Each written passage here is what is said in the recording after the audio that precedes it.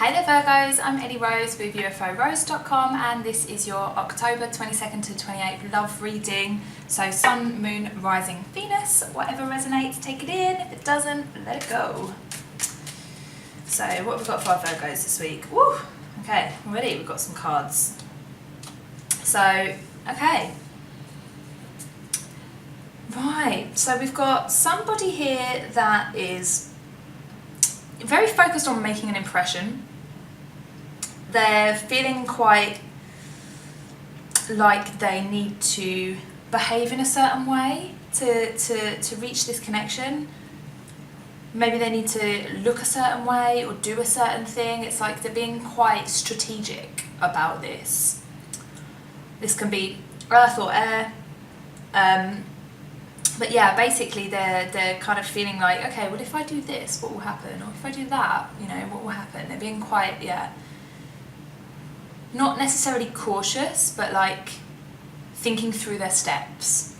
And then on the other side, you've got somebody that is, you know, quite confident, fun kind of person, Queen of Wands. So it's somebody that is, you know, very warm, very bubbly, and, you know, very vibrant kind of person, very creative. So let's see what this Queen of Wands, tell us more about her. The Hierophant, tell us more about this Queen of Wands. Oh. And the Magician. Okay. So yeah, the person here in the Queen of Wands can be a Taurus and fire sign. This person is quite focused on manifesting a commitment. So if you're the Queen of Wands, if you resonate with her, then you are wanting to bring more abundance into your life, more like romantic abundance, like, but you don't want a player. You want somebody that is going to meet you halfway, somebody that is going to, you know, give you everything that you wanted. You know, the Queen of Wands, she gets what she wants. And in this circumstance, what she wants is somebody that is very committed to her. You know, if that's a marriage, then a marriage. If it's, you know, the equal kind of idea to a marriage, just like a relationship with very committed partners. And I feel like she's trying to like bring that to herself by just being herself. Yeah, somebody's just being themselves and wanting to attract somebody that is aligned with that, which is great. So let's see about this person on my left. Tell me more about them. The Devil, right, okay, and that one. And the Four of Wands in reverse. Yeah, so the other person is being driven by their ego a little bit. So this might be somebody that has come, if you're the Queen of Wands, this will be somebody that has come to you and tried to impress you. Somebody that is perhaps a little bit restless. It can be a kind of, you know, maybe even a player. This could be a situation where you've got somebody that seems like maybe a little bit of a bad boy or like bad girl, and it's like it's not the most comfortable connection, but it's like, wow, you know. Can be Capricorn here with the Devil as well. Let's find out some more. What feelings has this person over here in the Devil got? The Empress, what feelings towards this connection? Okay. So yeah, this person here that is perhaps being a little bit rash or strategic or kind of ego driven in some way, they want the feeling of the Empress. They want to feel like luxurious and like sensual, and you know, this can be quite a sexual relationship actually. This is like magnetism. So you've got the Devil and the Empress here. It's like, yeah, this is quite a fruity energy. Let's call it that.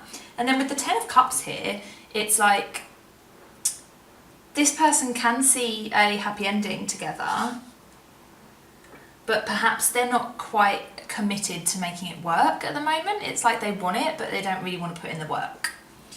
So what about this person in the Queen of Wands? What feelings towards this connection? Those ones jumped out. Yeah, there we go. The Seven of Swords and the Five of Cups. So yeah, the person in the Queen of Wands is suspecting that this person might be a little bit shady and does not want to get into a Five of Cups energy. So because of that, I think that she's perhaps avoiding, sorry I said she because of the Queen of Wands. Yeah, like if you're in this Queen of Wands energy, you're a little bit worried that the other person does not have the best intentions or does not have the ability to see this through to the end. So this can be somebody that is like, you know, a serial dater, somebody that has lots of people at lots of times, somebody that perhaps isn't as honest as you want them to be, but there is a connection. And I feel like this person is like, okay, well, I don't want to be in this Five of Cups energy, so I'm kind of just gonna like sit here and look good, and if you want to come to me and you want to offer me this commitment, then you can, but for now I'm just gonna like focus on my own stuff right now. And then this person in the Devil and the Empress energy is like, they maybe only want one thing at the moment, even though they know that it could be more. Interesting. Let's see what's blocking this person on my left. What's blocking? The Strength card and the High Priestess. Yeah. This person here is not trusting their intuition. So if they are a bit of a player or they are a little bit shady or, you know, like whatever, it's because they're not trusting themselves on a deeper level. It's because for some reason, you know, probably to do with past hurts, probably to do with past relationship baggage, they are unwilling to kind of dig deeper and to trust what they find there. And it might be the case that they're ignoring signs from the universe, they're ignoring, you know, any dreams, they're ignoring it because they don't really want to make a full commitment, such as this happy ending and the Ten of Cups, because they don't want to feel like they're rushing things, and that's why they're acting strategically. They're kind of, it's almost like playing games, but they're not playing games for like gain. They're playing games because they don't know how else to be, because they won't trust themselves, and if they don't trust themselves, then they can't trust other people. And I'm not saying that you should put up with bad behaviour, like obviously you need to have boundaries, but this person definitely is like very concerned with how other people see them, very concerned with you know, avoiding commitment because of past baggage. And I mean, it's still Venus retrograde this week, guys, and the Sun is moving into Scorpio, and it will be conjunct Venus retrograde. So there are going to be a lot of issues that come up this week to do with like boundaries, like what kind of like behaviour do you accept from other people, and you know, about commitment, like, you know, how do you commit yourself to somebody if you are frightened of love.